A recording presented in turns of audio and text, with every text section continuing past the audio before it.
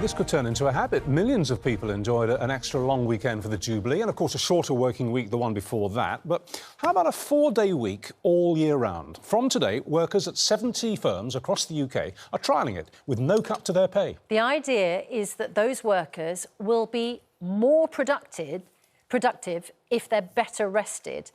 And the UK does have a productivity problem. In 2019, we were ranked bottom in northwestern Europe with 1 hour of somebody's work worth just £52 to the economy. So remember that, 52. In Ireland, it was £86, making it 60% more efficient than here in the UK. So is this a sensible change, or is it kind of a business disaster as the cost of living sort of keeps rising? Well, let's talk to two very opposing views on this. We've got Joe Ryle, he heads the 4-day work week campaign, and the former Dragon's Den star, Richard Farley, who thinks it would wreck the economy. Joe, let's start with you.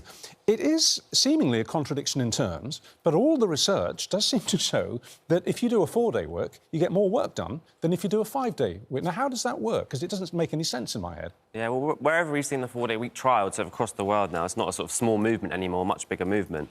On the one hand, productivity seems to go up, and so does workers' well-being on the other hand. So it's a win-win for both the worker and the employer. And, you know, this pilot's the biggest of its kind so far. Yes, but why does work go up? Why do you do more work in 4 days than you would do in 5? Because when you're better rested, you know, you're a better worker, you're more efficient in your job, you're more effective, you know, you're more motivated in your job because you've had that rest. As we've all just enjoyed a 4-day bank holiday weekend, you know, we come back in on a Monday and we're better rested, we're going to perform better in our jobs, and that's where the productivity gains come from. So you're running this trial. There are going to be 70 UK firms involved, more than 3,000 employees across 30 sectors. Richard Farley, that's quite a significant number of people who will be able to tell us if this works. You already have a view, don't you, that it won't? Yes, I mean, it's a lovely idea. And its time will come. It will come, maybe 10 years, maybe 20 years, but probably the right time is probably not now. The companies that are signing up to it, you've got to remember, this is going to be quite a biased sample because the companies that are signing up to it are the ones that it'll work for. You know, companies that know it's not going to work are not going to sign up to that. Right. So already the results... Self-selecting team, I see what you're saying. And if you're a doctor, a nurse, a bus driver, a train driver, scaffolder, you cannot do that. A baggage handler, anything. a pilot, you cannot do that. You guys a member of cabin crew. You can't do 4 days a week and turn it into 5.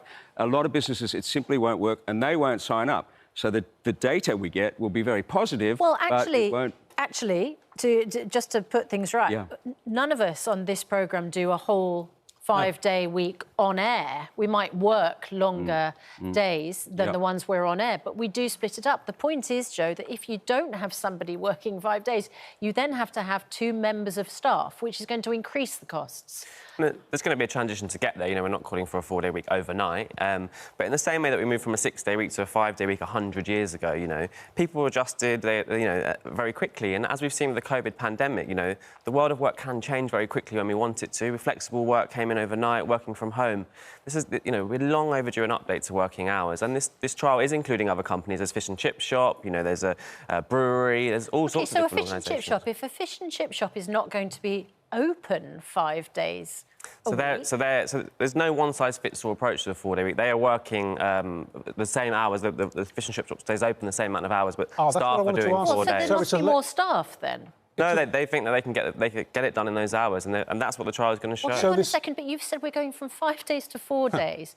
You can't run a day of a fish and chip shop with nobody working there. There'll be different versions of the 4-day week for different companies. You know, of course, you know, an office, so what's the version in the Fish and Chip Shop? So their staff are doing 2 days on, 2 days off, and they're rotated, and so the Fish and Chip Shop will stay open as expected. So you need to have more staff then? That's not their plan. They think they can work smarter. They think they can work smarter and change the rota systems to just remain profitable. So they're just reducing the hours for the staff on the days they work? Slightly, and they think the business will remain just as profitable as they're expecting. What about other firms? Would they be working, just all of them, en bloc, Monday to Thursday, and then have a 3-day weekend? Is that another part of the plan? It's very different. There's a real range. But is that part of it? That's part of it, yeah, exactly. So many companies will just close the office on a Friday. Everyone enjoys a 3-day weekend, and it's a win-win for the worker, win-win for the business. But there's different versions of it, and, you know, we need to be thinking about more flexible otherwise, ways it's mix and match. So some people might come in Tuesday to Friday.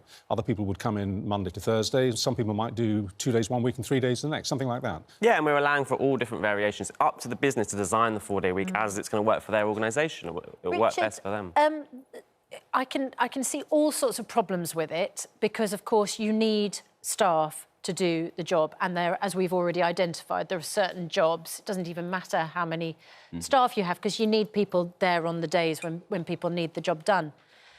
But we are experiencing, and I think it's partly because of mobile phones, 24-hour-a-day availability to your boss, we are experiencing an enormous amount of stress for people at work.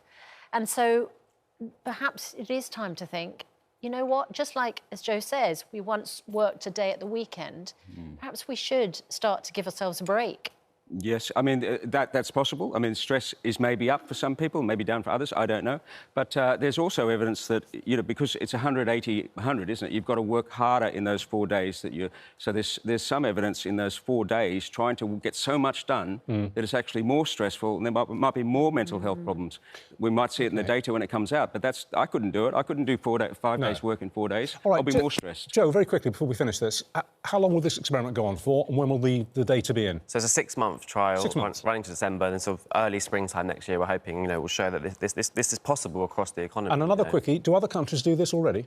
Yep, Iceland are already well on the way to a 4-day week. Belgium are looking at a 4-day week. This is a movement taking place now across the globe. Their productivity is going up. It's going up, and the UK, you know, the statistics speak for themselves. The UK has the lowest level of productivity, and we work the longest hours. So all these long working hours we're putting in aren't making us productive at work. You know, it's time for change. Well, come back in 6 months and tell us how it went. I'll be fascinated. Richard, just before we let you go, what do you think that lowest level of productivity is down to? Ooh. Go on. You have to be here for half an hour. I mean, it's work practice. I don't think it's because we work long hours. Put it that way. It's work practices. Maybe we need more technology. We need smarter systems. We then need why more do countries competition. like Germany have higher productivity? I've got one suggestion, which would make childcare more accessible. So maybe make tax deductions for childcare. Maybe parents, I mean, when I say women in particular, but parents, if you made tax deductions for childcare or childcare more easily, you release 1 million workers into the workforce.